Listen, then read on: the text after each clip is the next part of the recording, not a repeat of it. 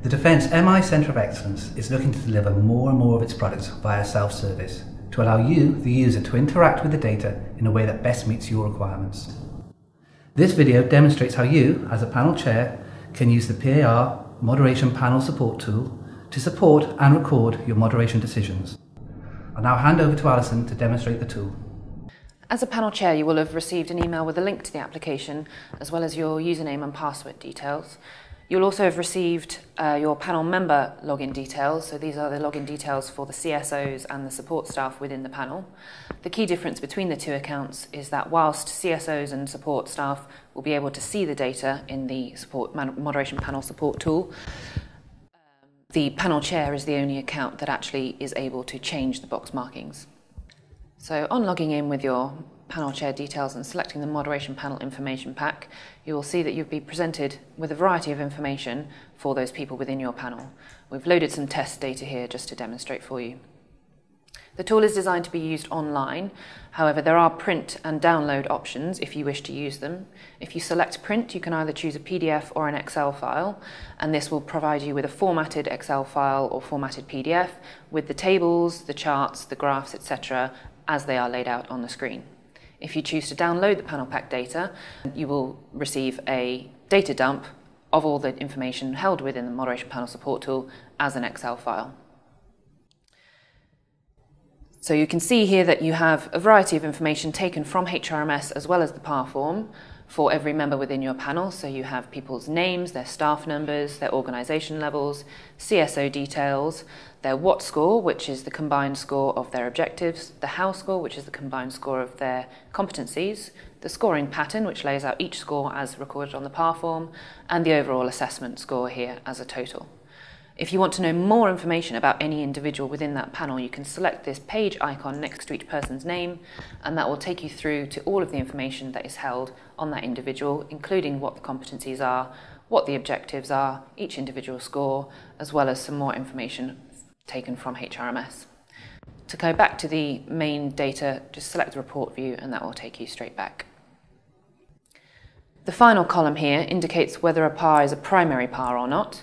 The primary PAR for any individual is the latest PAR that has been submitted. If anyone has more than one PAR, that will also be shown within this data table. However, it will be indicated with a no, and it will also not have an overall assessment score. The performance assessment column allocates a box 1, 2 or 3 to each individual based on their overall assessment score ranked in order.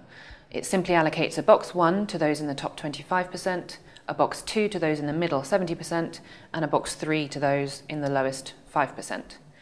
Here we have 3 people, all with the same score that happens to coincide with that cutoff point between a box 1 and a box 2, so we've allocated them all with a margin.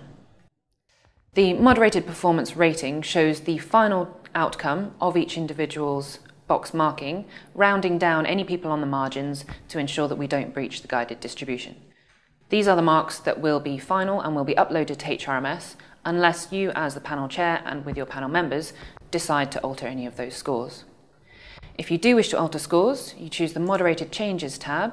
This will bring up much similar information. However, you'll see you have a drop-down menu which shows you a 1, 2 or 3, and you simply choose a box 1, box 2 or box 3 for those individuals that you'd like to change, submit those scores, and then you'll see that that will come through to the moderation panel information pack as your final decision. There's a variety of information that can support you in making your decisions. So we have the performance wave, which shows the shape and distribution of scores within your panel. Those in box 1 are coloured in green, those in box 3 are coloured in red, and those on the borders will be shown here in amber. You also have an performance ratings initial distribution table that shows you, before any moderation has taken place, where each individual sits in what boxes and allocates a percentage to each box so that you can see how much moderation you need to do in order to meet the guided distribution. There is also a requirements table which shows you very clearly if you do abide by the guided distribution of having 25%, no more than 25% in box 1, no fewer than 5% in box 3, it tells you exactly how many job holders you need to allocate into each box to not breach that guided distribution.